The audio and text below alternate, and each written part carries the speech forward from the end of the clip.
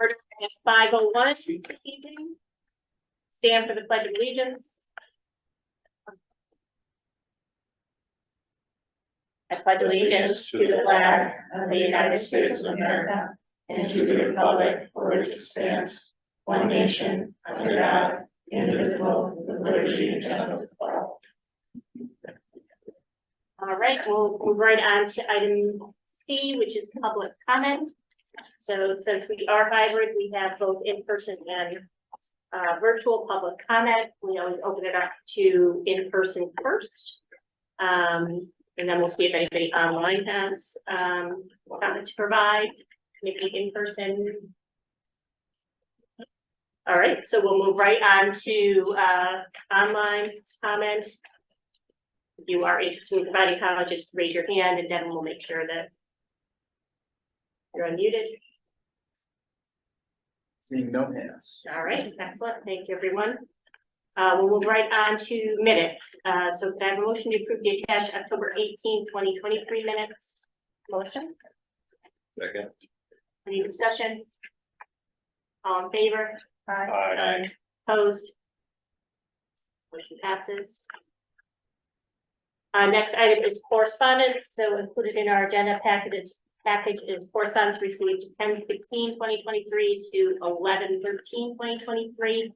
You do see we have 3 submissions there, all using the contact form on our website. All 3 the responses are in the works and will be provided to those submitters as soon as possible. But I also want to make sure I do plug that contact form on our website for community members or anybody who has questions or looking for additional information from the committee. Please, at the bottom of our of the homepage of our website, there's a contact form that you can certainly get to us at any time to ask for more information or questions. So please continue to use that. Just a quick question. I think the first one I read is referring to another Farmington, like Farmington, West Virginia. Was Yeah, definitely not out. Yeah. Yeah, I didn't know it Yeah. existed, so I looked it up. I was Yeah. like, It happens a lot. it does. Yeah, Okay. there are a lot of one in Michigan. Yeah. Maine, Yeah. that's Like, like, oh, New Mexico. trees down on this stream, like we don't. Yeah.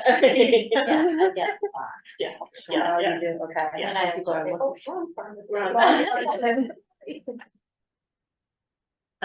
So we'll just make sure we. Yeah, provide so the there's a bunch clarification. of that. Absolutely, So, absolutely. Well, hopefully that you can get his answer. But it was an interesting question. It was definitely an interesting question.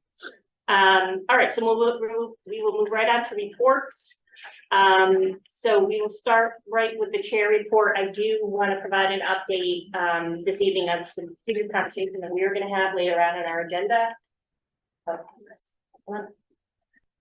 So just want to give a quick update, and if you remember from some past meetings that we did have, as directed by the FHS Building Committee, the town manager has mutually and amicably canceled our agreement with CSG. As a result of this change, the building committee executed against our guiding principles. So this is something that we actually put in place at the beginning of our when we actually established the committee long ago, kind of some guiding principles, and we really kind of looked back on those, which do include relying on competitive analysis for service and design, something that we take very seriously against the project, procuring critical information prior to milestone decisions, evaluating financial expenditures always, and we focus on the benefit of the cost and not just cost alone, establishing and maintaining effective professional partnerships resulting in guidance by industry experts, and providing timely and transparent communication. So as we really evaluated those guiding principles and based on this change, we then took a look at some factors in our continued conversations. And to meet the needs of the project moving forward, we considered the following kind of key components as part of our decision. The completion status of the current new high school construction project phase. So with only 9 months remaining in the construction phase for the new high school, we need to be very cautious when introducing additional management resources into our processes. This is something we, again, take very seriously and certainly impacts our success overall. We do remain committed to the processes we've established regarding professional partnership engagement and thoroughly vet any additions to our project team. And it is critical that we maintain our current schedule, which in turn manages our project expense. So our immediate priority is the successful completion of the new high school construction at this time. So taking all of that in consideration.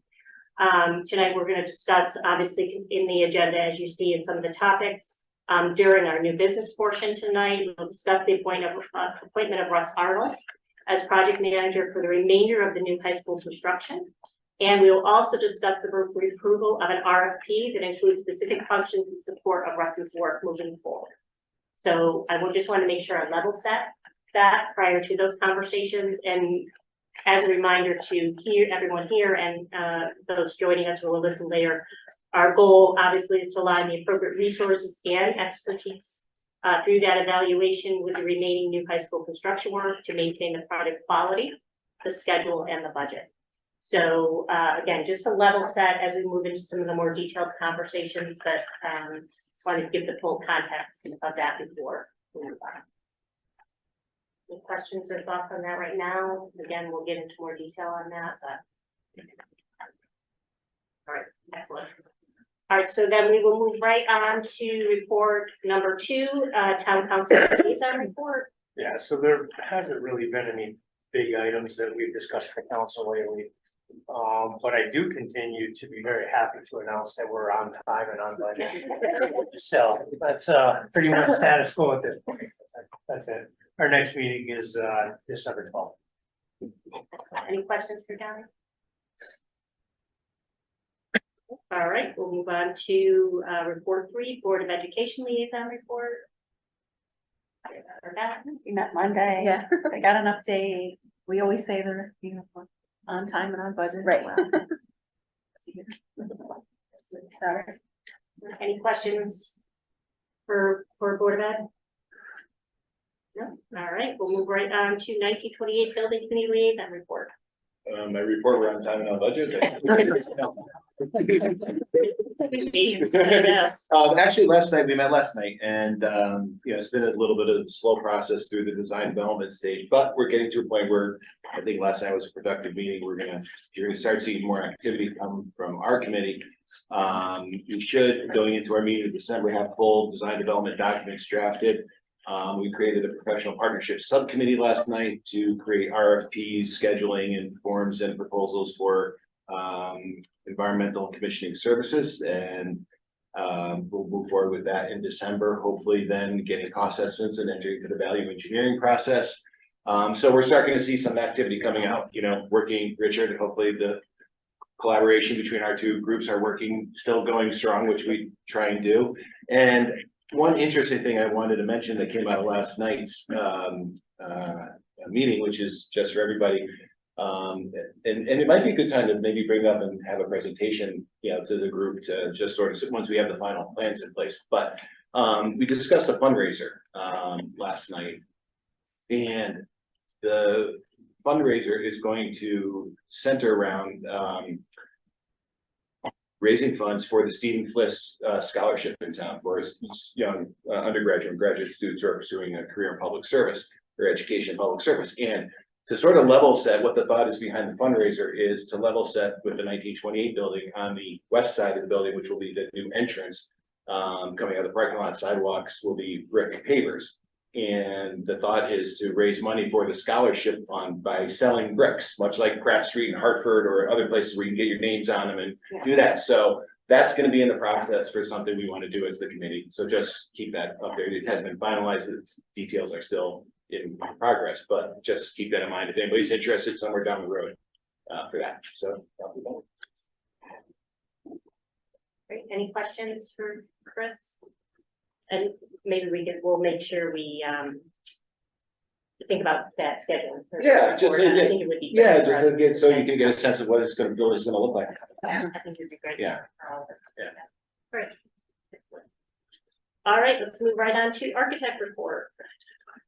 Thank you, Meg. Nice seeing you again. I guess. With me this evening is Archana Pai. Some of you remember her. She's been at many meetings before, and she'll continue to be involved. I know she wasn't here for a few meetings, but she's been very heavily involved in the construction. Angie keeps me busy. I'd like to report on 5 items. First, the progress of the work. The work has proceeded very well. We're at the site every week, sometimes more often, depending on what's going on the site. But we're very pleased with the work that's being done by all the tradespeople and administered by the construction manager. The second item, I'd like to talk about your contingency, which I think is in a good position. But there's still some risk. So I think what you said before about doing the project to make sure the project is done and there's sufficient funds to get it done. There's still items such as a few unforeseen things. One, the abatement and demolition phase of the old building still hasn't started yet, although I believe construction manager is going to start that process by scoping out the existing building during Christmas break. So we'll attend those meetings just to make sure that the work is going to be addressed properly. So that's one risk out there still, abatement and demolition. In the 1928 building discussion, the site impact on the high school portion of the site, we're still working through some of that scope. There is some risk there, but we had discussions with Russ Arnold about that as well. The amount of material that needs to be dispersed on the site, so we're working through that. Another is there's been some feedback from DOT. So I don't know if you want to add anything to that about the intersection between Monteith Drive and Loop 4. We're trying to scope out that work right now. We've talked to our civil engineer, the traffic consultant that is with the civil engineer, Dave Sullivan. He did the traffic report, you may recall, when we first presented to planning and zoning. So he's going to advise us on the impact of the DOT comments on that intersection. I don't know what the scope of that is and what the cost impact is to the project, but the intention is to make sure that that work is incorporated into the project.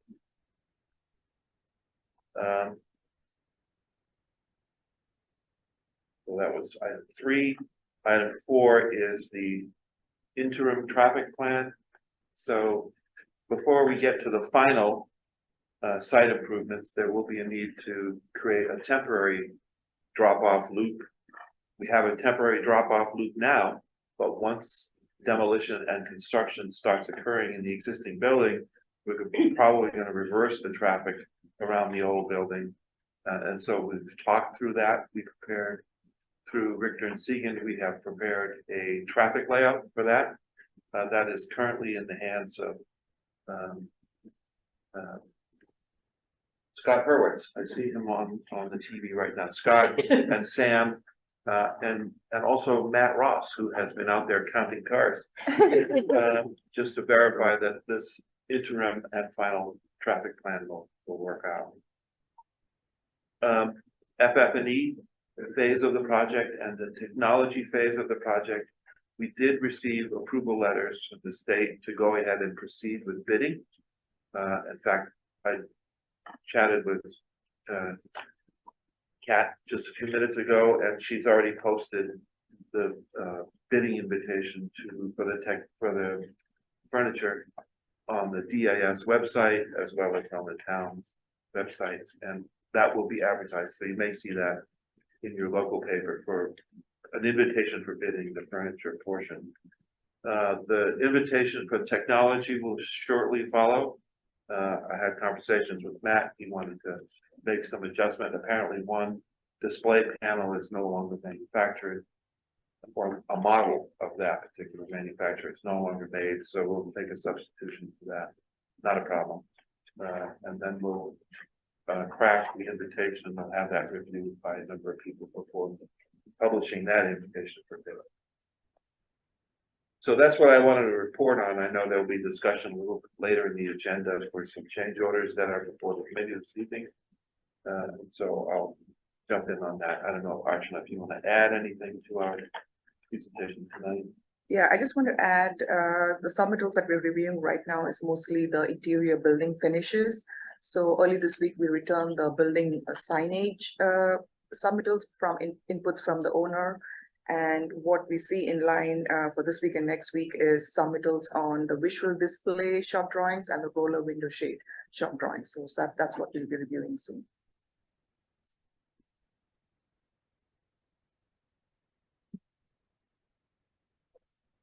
Any questions for Chair Archuleta? Thank you, so that's it, appreciate the kind of the risk, putting some of those things out for future discussion. Yep. Perfect, thank you. All right, let's go right on to construction manager report. Hopefully I'll be as brief as Richard. Thank you. We continue to work with TSKP on the submittals and also the RFIs, RFI responses as well. Just high level overall, the high school project is roughly 57% complete, site work portion about 48%, and commissioning about 19%. To touch upon the owner side contingency, but the GMP side contingency, which is the CM contingency, roughly we're about 3.2 million of 3.3 million, so 95% not expended. Again, there's going to be risks as far as demolition abatement, but at this point in the project, that is very good. About 5% expended on the CM contingency side. Site paving, so general activities, site paving for the loading dock area is the focus before the asphalt plants close. In the north side of the building, there's a portion between the parking lot and the building. Now that the masonry is out of that area, they'll be paving that in the next few weeks. CNG installed the meter for the temp heating last week, so we'll start the temp units next week. To touch upon Richard's point of the parent loop drop off, we did reconfigure it with the school slightly. We adjusted it with traffic cones. We're getting ready to start building the center island promenade. So that'll start soon. We'll start adjusting the fence incrementally. The elevators are expected to be delivered by the end of this month, with installation to follow on 2 out of the 3. Then the third one will also follow after those 2. Roofing is complete overall. Skylight framing is to start underneath, and then the glass will follow as well. Metal siding, which is the upper portion of the roof area of your auditorium that you see from the parking lot side, that is metal siding. They'll start installing that soon as well. Going to the new high school inside building A, which is one of the classroom wings. Ceiling grid is in progress, interior glazing throughout. Ceiling pads have been delivered. We'll start padding out ceilings following above ceiling inspections. Lockers have been installed on the exterior of the building. The horizontal sunshades have been complete. The verticals haven't been installed yet. The mock-up is being approved by TSKP. Once it's signed off, we'll install the verticals. Stair 2, which is one of the large stair openings, the curtain wall framing is complete, and glass is expected on December 1st, and we'll install the glass as soon as it comes in. Same thing with building B, ceiling grids, exterior, interior.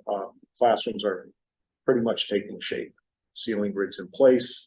We'll start mill work around January timeframe. It's all fabricated off-site in Avon. It's Legier that's fabricating the millwork. So that's a lot of the millwork is already in fabrication and under storage. Building C, which is the tech ed art wing and STEAM classrooms, interior drywalls in progress. The overhead coiling doors in the shop in auto, the wood shop in auto, they're installed. I haven't tested them yet, but we'll get that tested once the power is connected to them. Brick masonry is complete on that entire elevation, and the windows are following. You can't see it from the parking lot side, but it's the back end of the building. The curtain wall framing is being installed at, this week. Kitchen and gymnasium areas, which is building B, interior CMU walls are nearing completion. Exterior brick will be finished on that elevation by December 15th, but for the most part, all the brick will be done by December 1st. Then they'll have, you know, some other activities inside, which is the ground face CMU. It did start on the main concourse, but that's gonna go soon, right after they finish the exterior walls, get the building tight, then they'll go on to that interior work. Building E, skyfold partition, which is your main gymnasium. That was the additional monies for the skyfold partition. The motors have been installed and they're building out the soffit.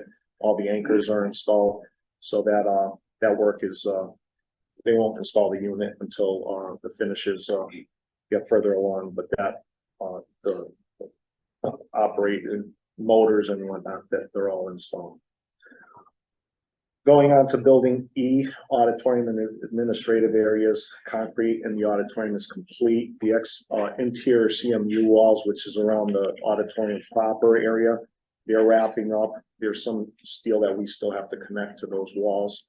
That'll get done in a few weeks. And then what we call dance floor scaffolding, large scaffolding in the auditorium area to work on the high bay areas for the mechanical, electrical, the ceiling clouds. That'll get erected mid-December. And then all the ductwork is already in fabrication. We're expecting it just in time for that mid-December, and they'll start installing the above ceiling mechanicals.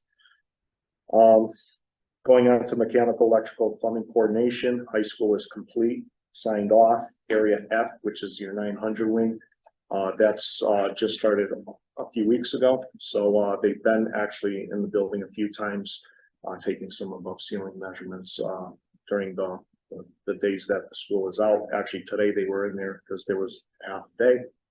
So we're doing all those pre-investigations. Tennis court rebid.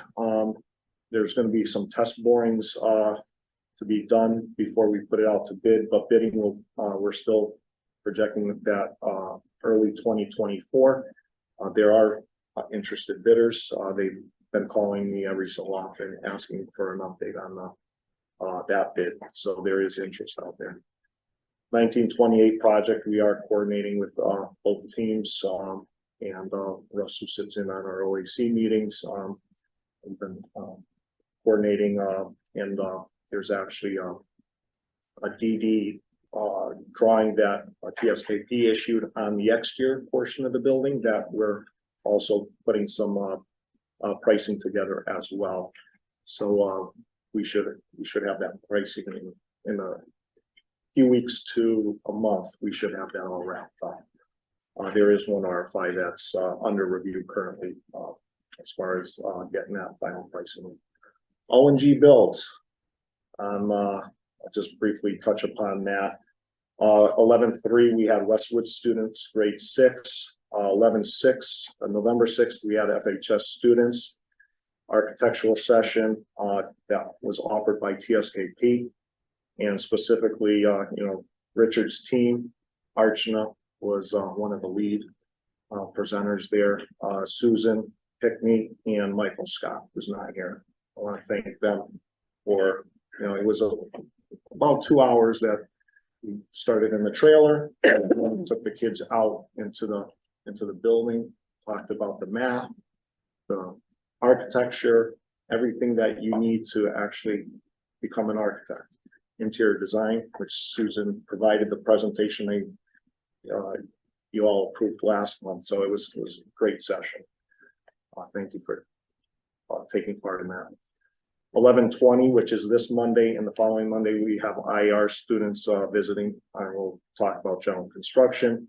On December 4th, we're going to have a masonry presentation on demonstration with a mock-up that the CT Masons, who is the masonry contractor out here, just to show the kids what the tools are and, you know, the benefits of entering that trade. January, we're going to go into BIM modeling and CAD. And then we're just basically going to alternate the month focusing on trades, and then the following month on college careers. Tours, we're doing bi-weekly tours with FHS staff, hall monitors. We're out actually these past 3 days. So those have been well attended. We've had the town council here a few weeks back. All members, most members were there. We brought up at the sub-communication meeting, basically bringing up the idea of a time capsule, which we do on all our projects. And hopefully get some good engagement from the kids as far as on the FHS project. That's sorry for going a little bit long, but that's my update for today. If there's any questions. I have a question. It's getting chilly out there now. Yes. And we talked about temporary heat, and we talked about maybe using permanent equipment for heating, because you can't install something unless the spaces are heated and dehumidified. Where did we land on temporary heat? So where we landed is the contractor actually provided a warranty letter today. You haven't seen it yet, but basically they're gonna not use the permanent equipment as far as they can. They're gonna use all temporary equipment so that if they do use the permanent equipment, they will be carrying that portion of the warranty, so it doesn't affect. And we've met with the commissioning agent to make sure that the verification, because there's in the project, there's duct cleaning. Even though you have new ductwork, there's that added precaution to clean the ductwork. There's cellophane between pieces of ductwork before they assemble it. There's all these precautions to keep the construction dust out of the system, so that when you open up school, you don't have blowing that dust around. And because of time constraints, we can't do that flushing of the building like, and it's not, you would have to flush the building for like 2 weeks straight with the equipment on full blast. So with that, they're gonna warranty the equipment from the time that unit starts. And the town, it won't be impacted because they'll still carry the warranty period from substantial completion for the period that's stipulated, because each piece of equipment has a different warranty period. But yeah, it's we're going to be using temp heat units, which are currently right now throughout the building. And then when we start doing the gym flooring, they'll have to make sure that dehumidification, once we get into that season, that it's sufficient. But by that time, we should have the permanent units online, and then they'll cover that warranty. Great, thank you. Other questions? I just was wondering what kind of responses you're getting from students as they're walking around, just even visually, or what kind of statements you're hearing from them. I'd just be Well, you could show them a picture of the students there. So right now and actually the website has some of the drone videos, and it was a gorgeous time actually with all the fall colors. So those are some, that's the shot of Monteith. This is looking northwest. This is that stair to curtain wall that I talked about. That's the teacher's workroom in area B. Ceilings haven't started in that area, but that's that vantage point. Those are the overhead doors. This is the auto shop. That's the starting ground face CMU. There is scaffolding in front of it, but that's the opposite side is the kitchen area, and then this is the main concourse first floor. One of the RTU smaller units. There's a larger unit we didn't take a picture of. That's the auditorium. You see daylight. Now all that daylight has gone because all the exterior walls have been fully erected. This elevation, they just started on the precast and the brick, and now they're halfway, as of today, they're halfway up that elevation. That's the parking lot side. Those are the kids, teachers, Michael Scott, Archana, and yeah, those were the FHS kids. So you have a bunch of smiles there, So there's a fair number of young ladies there. yes. And we talked about, Percentage wise, you know? percentage wise, I don't know, but Archna, we did touch upon the importance of having women come into construction and the opportunities that were there. And So- us being there, I think that was a good sign. I mean, this is their, Proof. they could also be in this position. Yeah, so when I went to architecture school many years ago, out of a class. Before electricity. Yeah. Pretty much. Before personal computers. Out of a class of 50 in my class, 2 were women. And now I understand the ratios are like 50-50.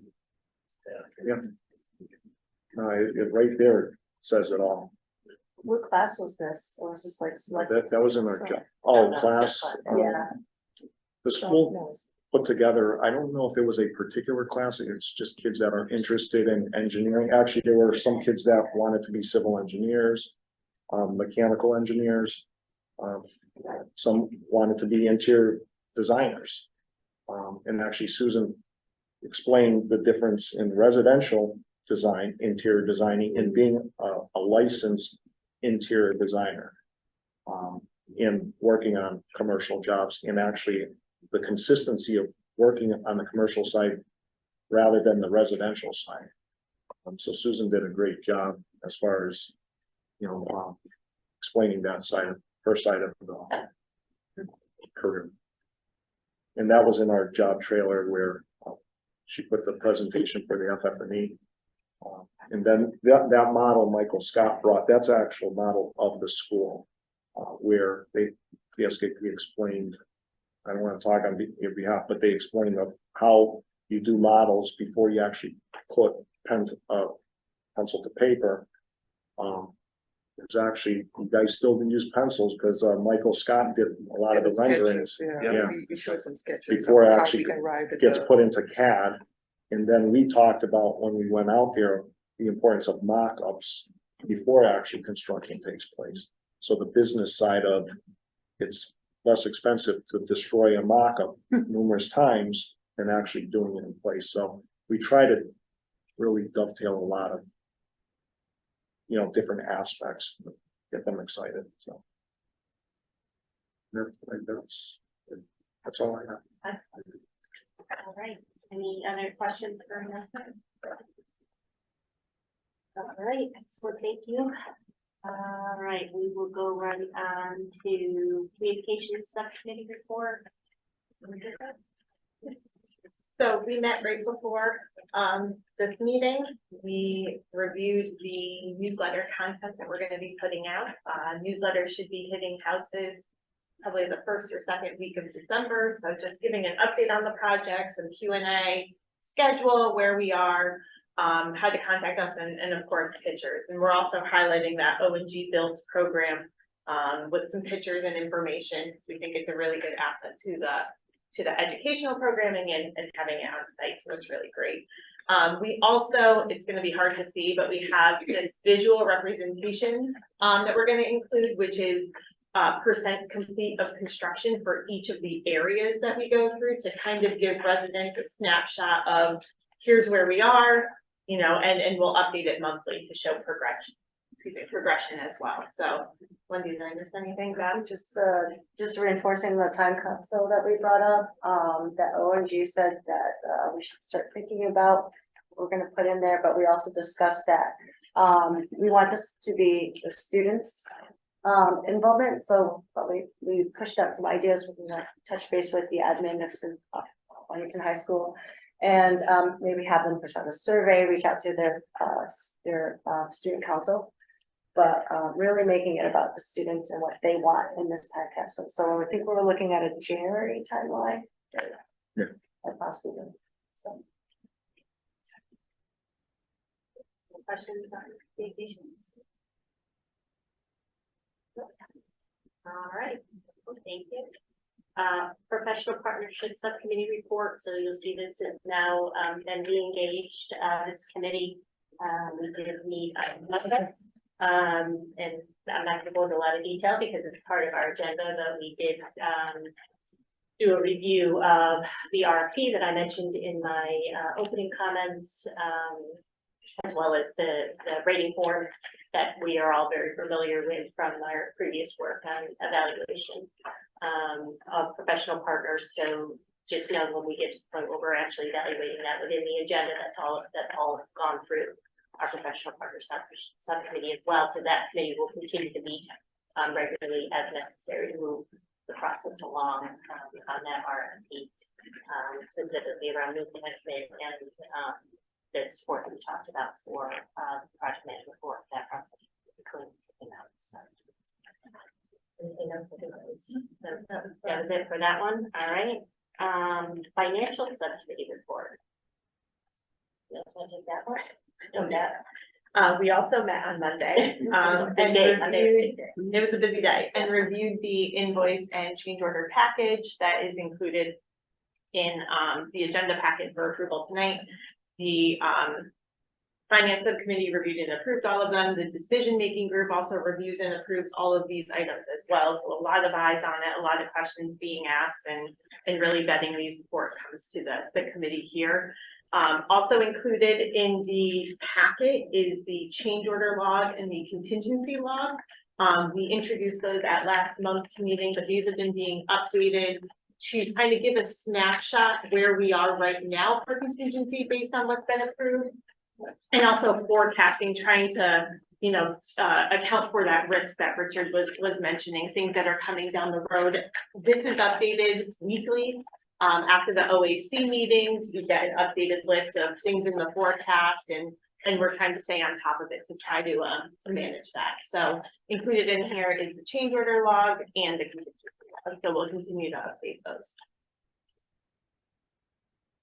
And maybe we can start just high level, snapshot that shows, probably starting with our next meeting on what that, where we look like as far as updates. I think these would look helpful for everybody to just kind of see that on a monthly basis.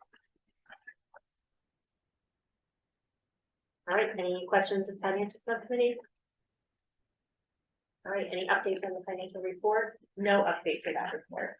All right, thank you, everybody, for the report out. So we'll move right on to new business. So could I get a motion to approve the following invoice package for Farmington High School? Okay. Second. All right, we will open this one up for discussion. We're gonna do a quick walkthrough on what's included. It looks like the first one is O&G Industries. Nelson, if you want to do, I know we've had it at the Yeah, finance. I'll just give a very High level. high level overview. So every month we'll send out a pencil copy. The pencil copy this month was roughly $5,180,000 and change. It goes into a review process. The SKP reviews it, we review it, and then we review it at the sub-finance line item by line item. As Meg knows, if there's any questions, we'll address those questions. But we did include to make it so the final copy that was approved, notarized, and submitted is $4,899,749.27. We did provide a draw request. A draw is, it's a payment. It's a payment application. So we're on draw 16, which is AIA payment application number 16. In this line item by line item, as an example, it'll show Gerber Construction. They have the site package. They're basically, they're billing, actually, they have the site package of the very first phase. So they're not billing anything, but you see a balance to finish and a retainage balance. So that's the money that we're still holding on them. But Iapaluccio, if you go to this period, she's billing $251,408. She's on billing, she's about 43%. I have on my report 48% because billing never matches 100% of the work actually in place, because what I take is I'll take the percentage as of today. So this is billing as of October. And then there's a retainage that's withheld as well. So this dovetails with the payment application, and you'll see like, one example I wanna show you is, where you have a negative amount on their retainage. So Ferguson Mechanical. This period, they're at 348,425 for billing. But there's a 241,000 retainage release, which every contractor has 7% held on them, which is the 5% contractual, and then there's 2% for CHRO for their affirmative action plan. Once that's approved and we get a letter, Joe Swecky gets a letter saying CHRO has reviewed your affirmative action plan, you can release the 2%, then they can bill that. So for this month, specifically for Ferguson, they're getting, the 348,000 plus the 241, even though it shows as a negative, it's just a release of retainage. So just line item by line item, you basically see the percentage of that work item. Empty Fords, they do the concrete. You have Ferguson Mechanical, Electrical, Scope, they do the general trades. United Steel does the steel work. Shepherd Steel does the missed metals. HHS does the fire protection. So all those line items are reviewed. So overall, the final pay app with adjustments. What actually brought it down were the elevators. The contractor Scope Construction thought they were going to have the elevators here for November for October. They didn't show up for October. We're expecting them in November. We actually took that line item and we adjusted it because they didn't deliver. There is some off-site stored material. We have UCC1 filings. We have all their paperwork, invoices, and the insurances that is required to store like the millwork off-site. So there's a filing. Town owns that. If anything was to happen, they have title to that product, and it has to be fabricated and verified. So that's all been vetted, adjusted, and the final payment application is want to make sure that it's the right dollar amount. So we don't have it's 4,899,749.27. Right. We got it right. They're on track. If there's any questions I can answer. If we had one, it would be. It should have, yeah.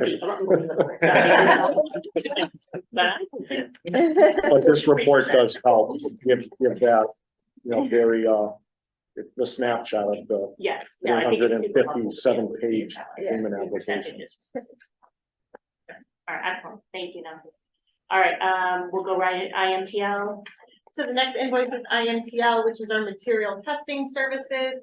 This is in the amount of $2,882. O&G helps review those for us. They verify their sign-in sheets at the trailer, verify their reports, and this is deemed adequate for payment. So that is that invoice.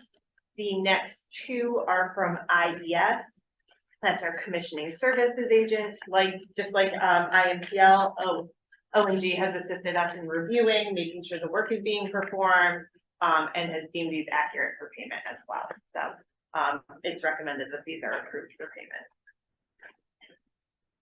Next on the list is the beginning of the change orders. The first one is PCO 67R. So who's the lucky? I'm gonna ask Richard, Sure. So this one is a change that was requested by my office, as well as Corona, our mechanical consultants. The bid specifications and drawings show that we were looking to install floor drains as well as epoxy finished CMP walls at some showers. Upon further consideration, we decided that it would be better to have different kinds of shower controls and a commercial basin in the shower rather than concrete, rather than sloped concrete. And then shower stalls rather than CMU masonry. That would be more consistent with what you would typically find in a high school. But there were 6 showers involved in this change order. So that works out to be about $3,320 per stall. It includes plumbing, it includes the enclosures. It was vetted by Michael Scott in my office, who went through the change orders that were proposed from the trade contractors, and we recommend that this be approved. On that one. Next one is PCO 70. PCO 70 pertains, again, that's a design team recommendation. This pertains to a diffuser, an air diffuser that would be in your atrium space, the main concourse space. These diffusers are located in the wood ceilings. What the original specification called for was a flange on those diffusers. Typically, you'd see them at the bottom of the diffuser in a hung ceiling. But this is a wood ceiling, so that kind of flange is not appropriate. What we have here is a flangeless diffuser. It wasn't, the one with the flange wasn't purchased yet. We were able to access it during stop drawing reviews, but there is a cost differential. The cost differential is only about between $14 and $15 a lineal foot, but there's like 600 lineal feet, almost 600 lineal feet of these diffusers in the main concourse. So it is a design feature that we want to have. It's really the appropriate way to handle a diffuser within a wood ceiling. Again, the costs were vetted by Michael Scott in my office, and we recommend that it be approved. All right, next is PCO 72. PCO 72 originated with a request from staff, school staff. This involves 4 classrooms, the STEM classroom, the makerspace, and 2 application labs, technology applications. So this breaks down to a little over, well, $26,400 per room. And it involves changing the interior fit out of those rooms by reducing cabinetry and then installing slat walls. In other words, an adjustable wall display system that includes shelves. It allows you to change how you use the room by putting different equipment on those walls, a display, a monitor as well. So the slat walls are actually industrial strength. They're metal slat walls. They're not what you find in retail establishment. They're very durable. Again, to meet the curriculum requirements, the way the educators view the flexibility that they want in these rooms. And remember, we talked about flexibility. So this will allow them to reconfigure what's on display on the walls. And to meet those curriculum requirements, we recommend that it be approved. And then the last one we have is PCO 84.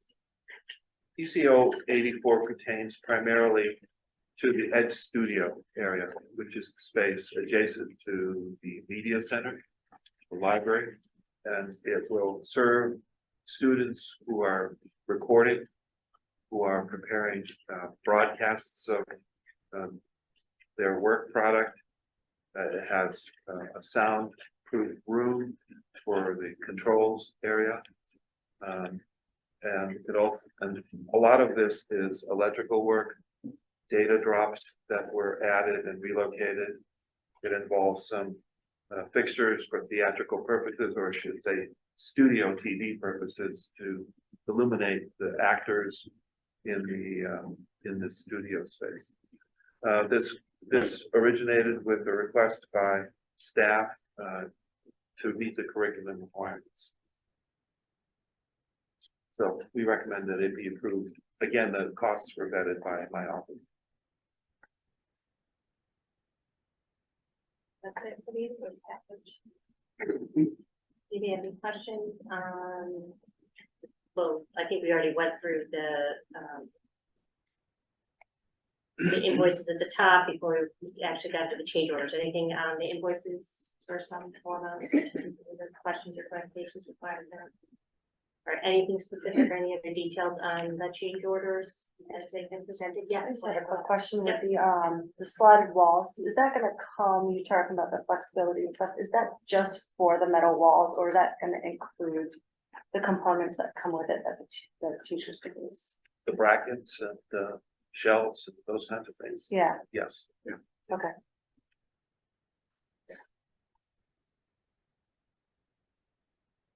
Any other questions or thoughts on that?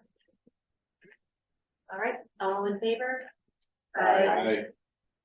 Opposed? Aye. All right, motion passes. Thank you, everyone.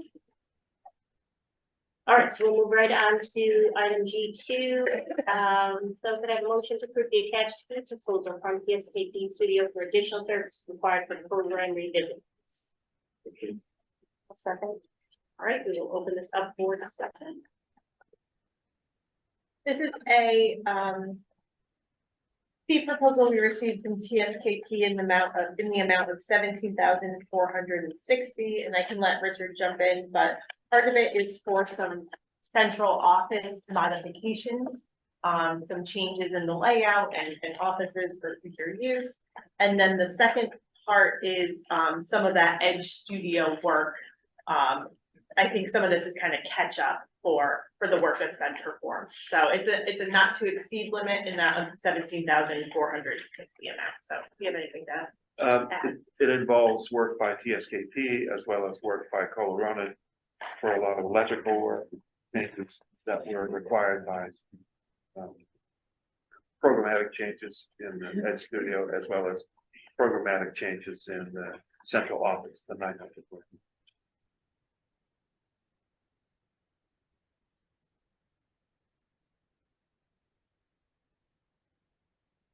Any questions around proposal? All right. All in favor? Aye. Opposed? Aye. Sorry, I got given a second. All right, motion passes. All right, so we're gonna move right on to G2. So could I have a motion to appoint Russ Arnold as project manager for the completion of the new FHS construction project from October 1st, 2023 through August 30th, 2024, for an amount not to exceed $75,000, and to authorize the town manager and professional partnership subcommittee to negotiate and sign a memorandum of understanding. So I'll just read the note that was included in our agenda packet as well, before we open it up for any further discussion or questions. And this is going to sound familiar based on some original comments I made. So with the recent change in professional partners, the FHS Building Committee wishes to utilize the experience of Mr. Arnold to assist in the new construction phase of the project. Mr. Arnold's experience was reviewed by the Professional Partnership Subcommittee and ensures continued continuity, and expertise. Oh my God. So as not to impact the project schedule. Yeah, exactly. The Farmington High School Building Committee is in the process of hiring another firm to assist Mr. Arnold with project administration and closeout for the new construction phase.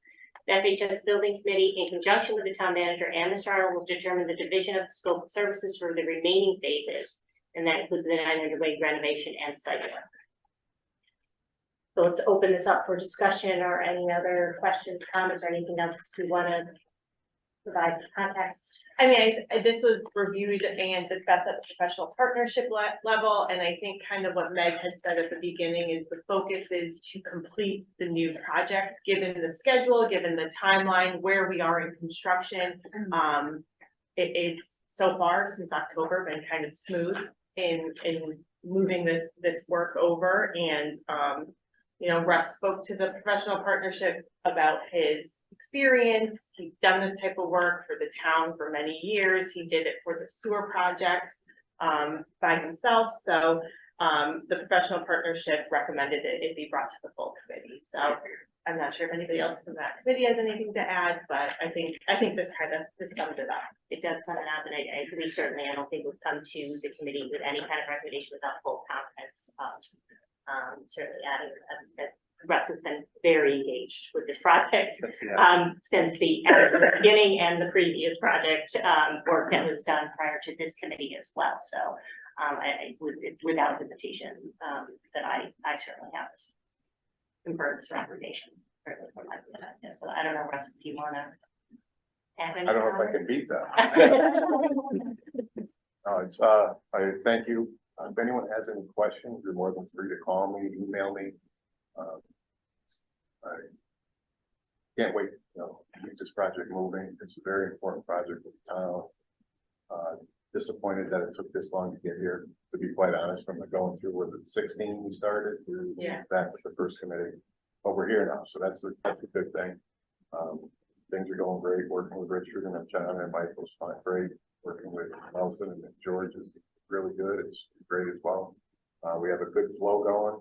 I think there's a lot of open dialogue, a lot of communication. If something comes up, we have no problem calling, emailing, whatever it needs to be. We discuss it and move on. And everything, as Richard said, Michael reviews the change orders. I review them. Nelson's team reviews them. I work with Michael Kensa. We talk openly. We have a lot of dialogue going back and forth to make sure that the work is required. It's getting the best price. And it's really a necessity to have these change orders done. And having gone through a couple building projects dating back to the 5-6 school, we've got a lot of things going on in town. And it's for me being a resident growing up here, it's very rewarding to be part of it. So nothing's going to change on my end, and we don't always agree on everything, but we work through it and we get to get to the end result. So that's where we're going to continue with. Thank you. Anybody else want to provide any comments? Sure, I just have a question about just the plan in terms of scope, 'cause it says here that we're gonna approve the authorization for just a contract or a memorandum of understanding until the August of 2024. Obviously, there's additional phases that occur after that. So can you just explain a little bit more about what your plan is for the additional phases and how that would work? And then just maybe a little bit more about what we're thinking about in terms of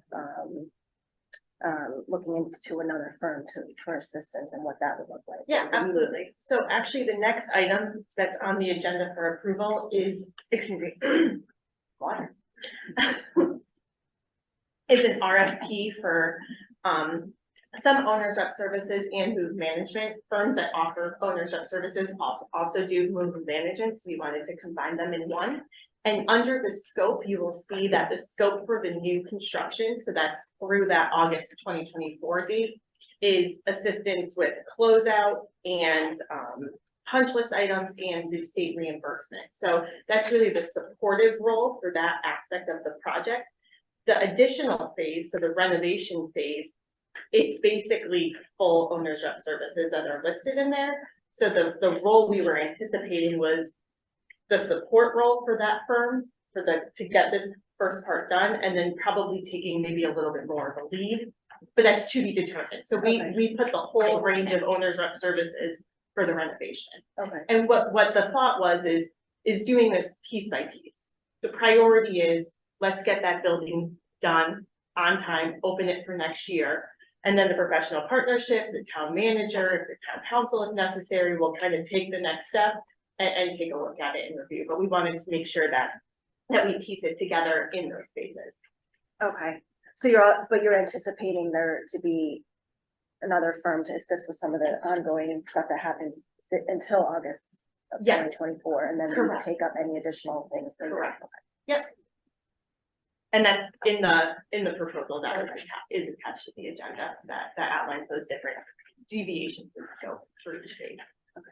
Is that up there? Yeah. She basically asked the same question. She just asked it better, so. That was good. If I could add to that, Kat, these services are eligible for reimbursement.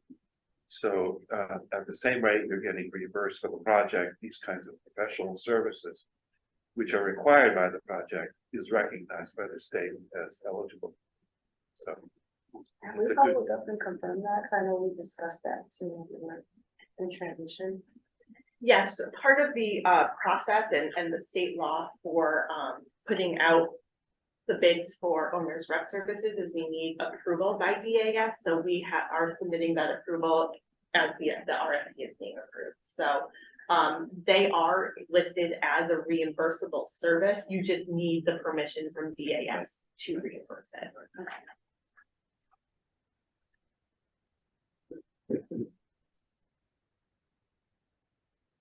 Question.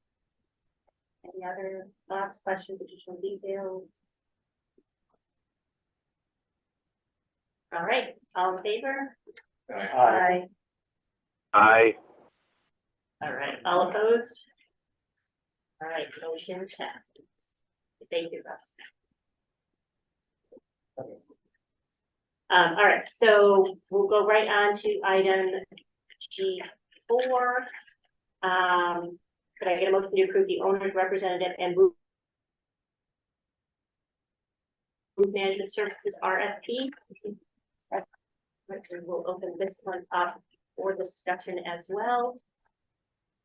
So this is that RFP that was mentioned. It's lumping some owners rep services and move management. I think the biggest and most immediate thing right now is to get a move manager on board to kind of oversee the preparation of files and things that are moving over, and then also accepting the furniture, accepting the technology, handling that thing, because we're working on a pretty tight timeline from when that school is shut down from the summer and the new building is open. So having some firm come in and help manage that for us, I think will help the process and is a worthwhile expense. You will see it broken out into those type of services by owner's rep services for new construction, move management services, and then the owner's rep services for the renovation. We did send this to, like I said, it was reviewed by professional partnership.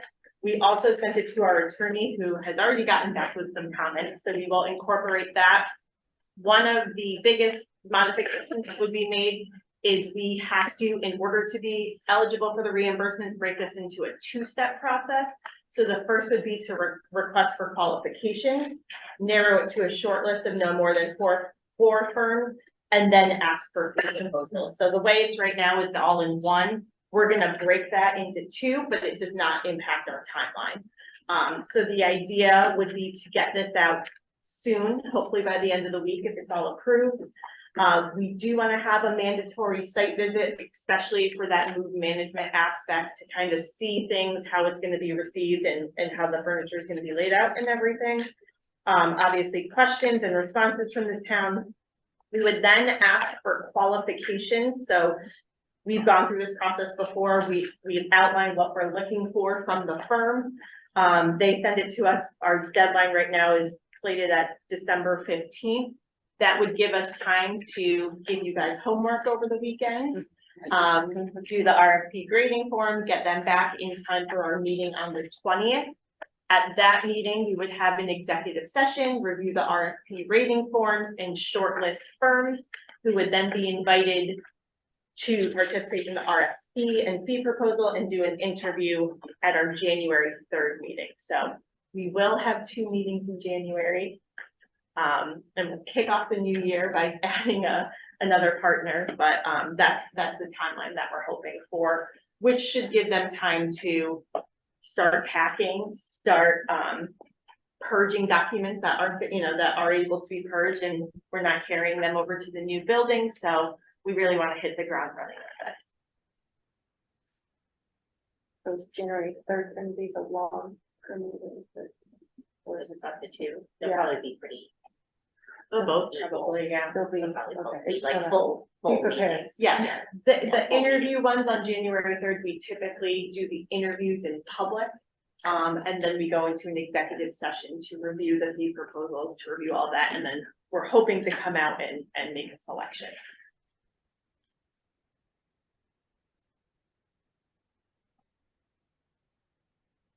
I did get a pretty good education on who's management at a high level, and there's a lot going on there. So that's the value of this service to us, and getting them on board now and starting the process is really, I think, was really stressed of why this is so important for us to start that.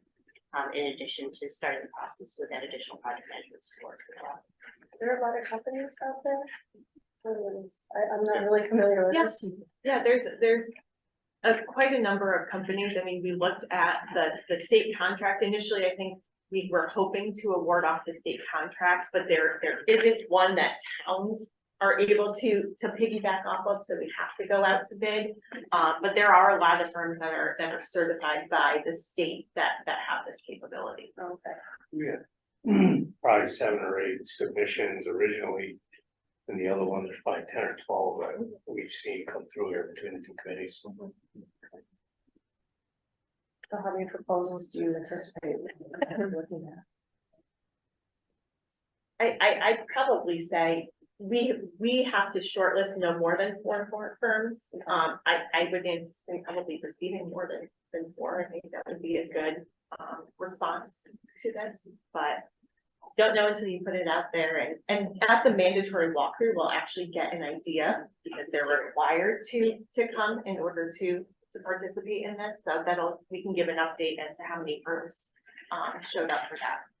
And this is a shorter turnaround though, right? So I'm just wondering if that will kind of. This is actually pretty typical for RFPs to go out. We normally give 2 weeks to a month. So it's really not, it's not shortened by Well, any. turnaround, I mean, as in like the project. Oh, Yeah, for the companies. Yes, well, we also wanted, part of the reason the structure that we had talked about and Meg introduced too is where we are in the process is, you bring somebody on, they have to get up to speed. We don't want to slow down the process. So we wanted to do this in a thoughtful way that brings them on for the phases and gets them going. So I think they're used to this type of work and are ready to hit the ground running when the firm is selected. Okay, that's what I was wondering. 'Cause Yeah. we want to make sure whoever we pick is ready to hit that one.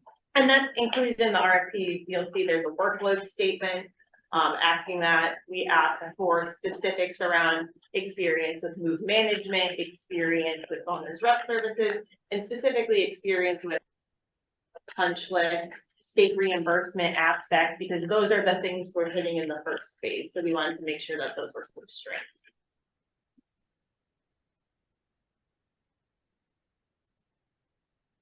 Right, any other questions? Do I have to qualify the state at all based on the fact that we're splitting it? I think we could just say, as amended. And then whatever the attorney's feedback, we're also reviewing the insurance requirements with our finance director. So those amendments I can incorporate. So if the motion just says as amended, that would capture everything. Okay, so, the motion, we'll just start from scratch. So we're taking a motion to approve the owner's rep and move management services RFP as amended.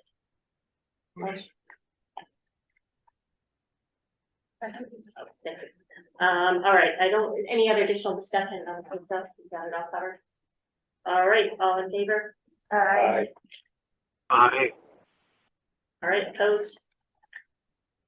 All right, motion passes. All right, so as follow-up to that, which would look very familiar, can I have a motion to approve the owner's representative and move management services RFP rating? Second. We've seen these before. This is your homework, so familiar with it. Basically, in the RFP, it says what you're going to be evaluated on. This is the rating sheet to evaluate those firms on it. It's going to be modified slightly, so we'll do it as amended. So I'll take out that last one, provide the detailed fee proposal. That would be a separate thing. So we'll remove that last line and have it out of 60 total. So really all based off of what's included in the RFP.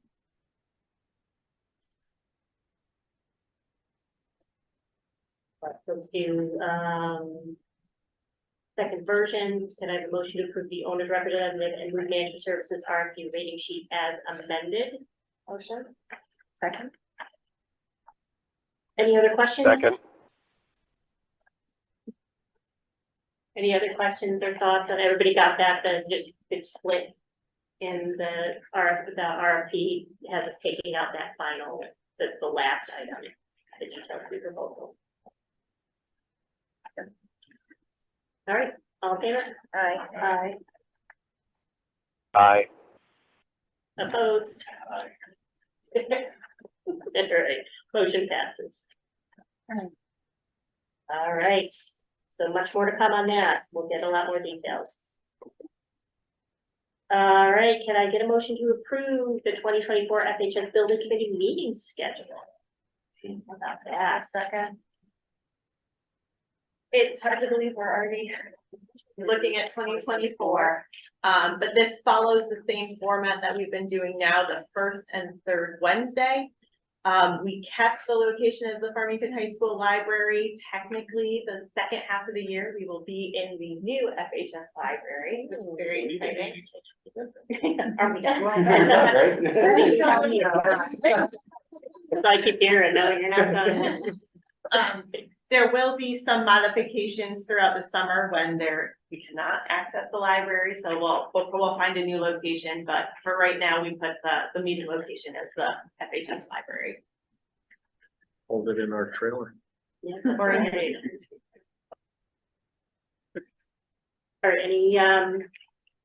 questions on that, any concerns moving forward? We'll do the same process if we do not need that early meeting. We'll go ahead and, but as you can see, it's easier to cancel it than it is to add it on. Much longer, I mean, I'm just curious, is it gonna go beyond 2024? Yep. Because if you think about the other phases, the additional site work and everything else. When it's all said and done, it'll be like 6 years of all of this. What are we gonna do? After that? I don't know. Yes, we started in It's a 2019. so we're 1928 already- project. Yeah. Go back to- Sure they love it. Thanks for sure. In 2026? All right, all in favor? Aye. Aye. Opposed? Motion passes. Can I get a motion to cancel the December 6th, 2023 FHS building committee? I'll second. Any discussion? All in favor? Aye. Aye. Opposed? Motion passes. I believe that's it. Anything else? Are we good? I think we're good. All right, can I get a motion to adjourn, please? Okay, thanks. All right, all in favor? Aye. Aye. All right. Have a good Thanksgiving. Next Next week already. I know, appreciate it. Thank you for your time tonight. Thank you.